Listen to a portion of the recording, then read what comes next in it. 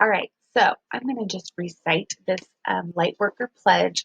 What a Lightworker is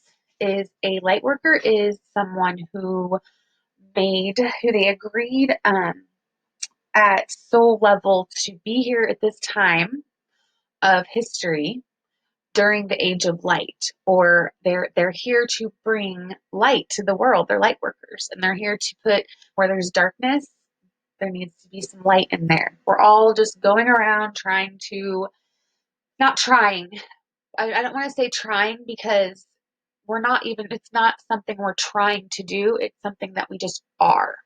For me personally, when I figured out, or I was introduced to this term, it immediately clicked in my head. It was like I was a term I'd been searching for, but I just didn't know that I was searching for it. Like I was just, it was crazy. It's crazy. I love it. It's when you go on this path and you start to heal and you start to unlearn the things that you learned, growing up and made you this person that you were trying to fit into this idea of a person. And when you stop doing that and you heal everything and you start to unravel all this stuff, things are going to start clicking, like terms, light worker. That's something I really was like, I didn't think I was looking for. And then I just started searching for light workers, and it really seemed like I couldn't find any. I would only find a few at a time. And, we don't, it's not like you have to like be in a secret club called of light workers. You're probably a light worker and you don't even realize it. If you always approach situations and people from a place of love and compassion and understanding and acceptance, um, and just and also of the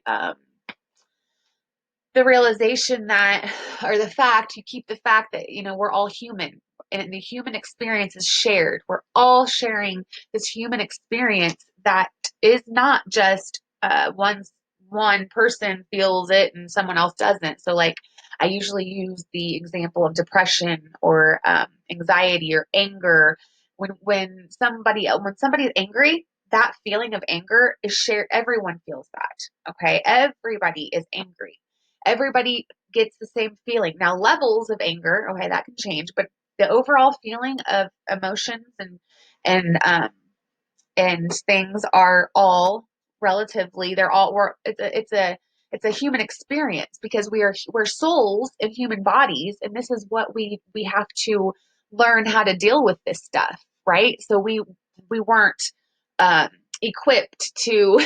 Some of us weren't equipped to handle all that stuff when in the beginning, and then we get to a point where in our life, call it what you want, call it an awakening, call it a midlife crisis, call it whatever you want. I call it my awakening because that's what it felt like, my spiritual awakening, because I really wasn't spiritual or religious at all before, and I didn't really care that much. I mean, I did, but I was very selfish, and we're all selfish to a degree, but I was very selfish, and I was very I just mine was, and even if you've known me, if you've been in my life for 20 years, or if you knew me before and now you know me now, then you are a witness, and you already know 100% what I'm talking about.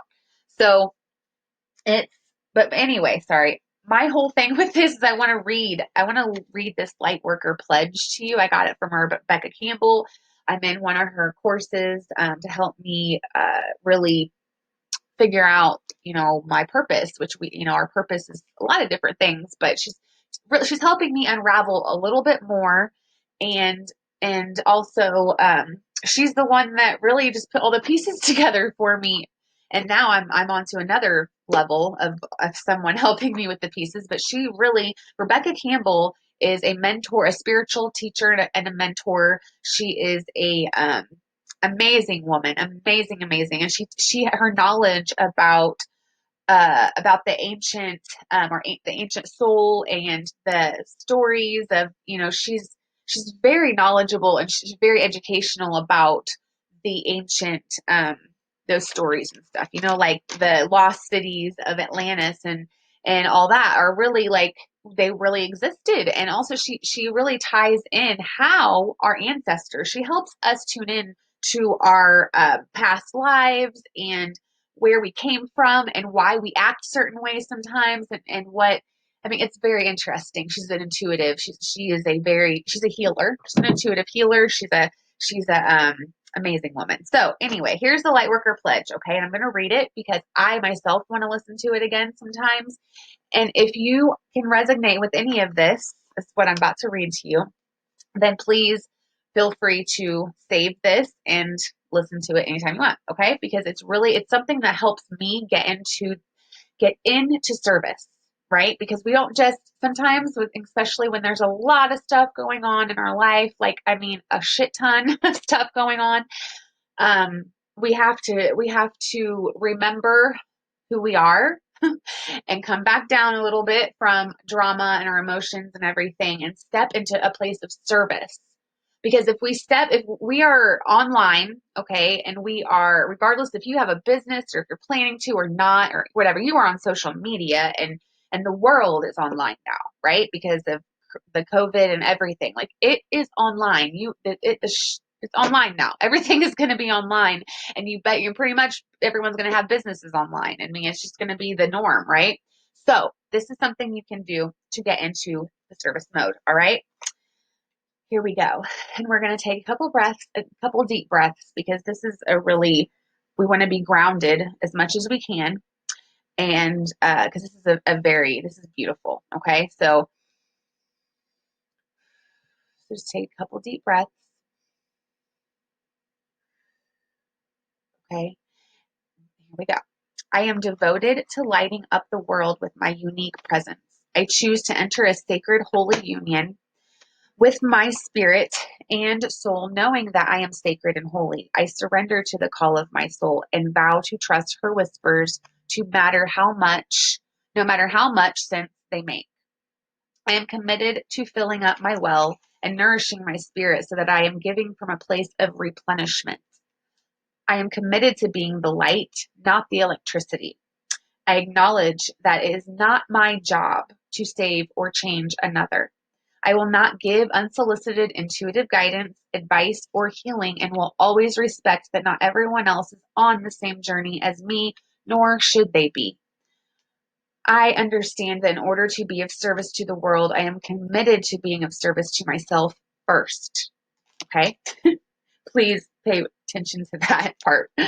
Um, because it is such an important part of this. I recognize that the best teachers are eternal students and commit to being a lifelong student of life. I choose to be conscious where possible and do my best in constantly bringing my life into alignment. I am here to create a life's work, not a season. I will endeavor to honor the season of my life. Knowing I cannot bloom all year round, I choose to celebrate others rather than compare myself to them, knowing that we are all on the same team.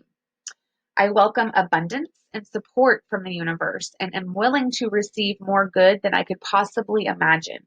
I am committed to paving my own path of forging, not following and being the change I want to see in the world rather than complaining about the change that is not there. I understand that this work may not always be easy, but the only thing that is harder than answering the call is ignoring it and numbing it out. And that is very, very true. I choose to prioritize my devotional practice over marketing, knowing that my vibration will always talk louder than my words. I am devoted to being led by my intuition and in recruiting my rational mind to take her lead. I surrender to the divine masculine and divine feminine that are rising in me. I vow to respect and protect Mother Earth, this magnificent planet we call home.